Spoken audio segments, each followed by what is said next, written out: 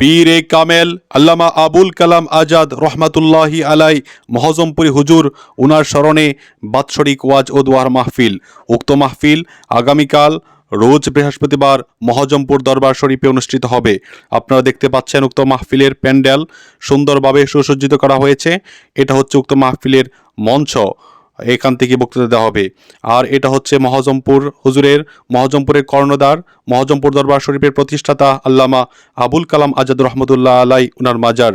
এবং আপনারা দেখতে পাচ্ছেন আল্লামা আবুল কালাম আজাদ রহমতুল্লাহ আলাই উনার প্রতিষ্ঠিত এই জান্নাতি বাগান এবং মহজমপুর হাফিজ ইয়েতিমখানা মাদ্রাসা। এইটা হচ্ছে হুজুরের প্রতিষ্ঠিত মসজিদ এবং এইখানেই হুজুর সাহিত্য আছে আল্লামা আবুল কালাম আজাদ পীর সাহেব কেবলা মহজমপুরি হুজুর। আর এটা হচ্ছে মাহফিলের বাজার, বা এখানে মাহফিলের স্টলগুলো বসবে, আপনারা এখান থেকে নাস্তা পানি করতে পারবেন।